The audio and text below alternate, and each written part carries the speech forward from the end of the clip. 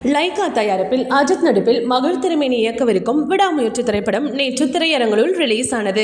Trisha, Arjun, Aarav, Regina உள்ளிட்டோர் நடித்திருக்கும் இந்த படத்திற்கு ரசிகர்கள் தங்களது கலவையான விமர்சனத்தையே கொடுத்தார்கள்.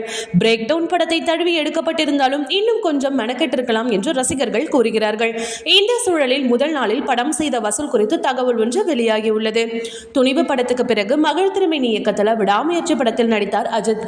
மிகப்பெரிய எதிர்பார்ப்பு எதுவும் படத்துக்கு வைக்க வேண்டாம், இது தன்னுடைய கதை இல்லை என்று மகள் திருமேனி சொல்லியிருந்தார். இருந்தாலும் ஏகேவின் படம் 2 வருடங்களுக்கு பிறகு வருவதால் இந்த படத்தின் மீது அஜித் ரசிகர்கள் உச்சக்கட்ட நம்பிக்கையையும் எதிர்பார்ப்பையும் வைத்திருந்தார்கள் என்பது குறிப்பிடத்தக்க விஷயமாக உள்ளது. இந்த நிலையில விடாமுயற்சி படம் தமிழ்நாட்டில் முதல் நாள் எவ்வளவு வசூல் செய்தது என்கிற தகவல் வெளியாகி உள்ளது. அதன்படி தமிழ்நாட்டில் மட்டும் அந்த படம் முதல் நாளில் 22 கோடி வசூல் செய்திருப்பதாக தகவல் வெளியாகி இருக்கின்றன. தெலுங்கில் 50 லட்சம் ரூபாய் வசூல் செய்திருக்கிறதாம். அதே சமயம் விஜய் நடித்த கோட் திரைப்படம் முதல் நாளில் 30 கோடி ரூபாய் வரை வசூல் செய்ததாக ஒரு ரிப்போர்ட் உண்டு. இந்த 2 வசூல் நிலவரத்தையும் பார்த்த ரசிகர்கள் விஜயிடம் அஜித் தோற்றுவிட்டாரா என்று கமெண்ட் செய்து வருகிறார்கள். ஓகே வியூவர்ஸ், இது போல சினிமா செய்திகளை நீங்கள் பார்க்க மறக்காம சினி டைம்ஸ் சேனலை சப்ஸ்கிரைப் பண்ணுங்க.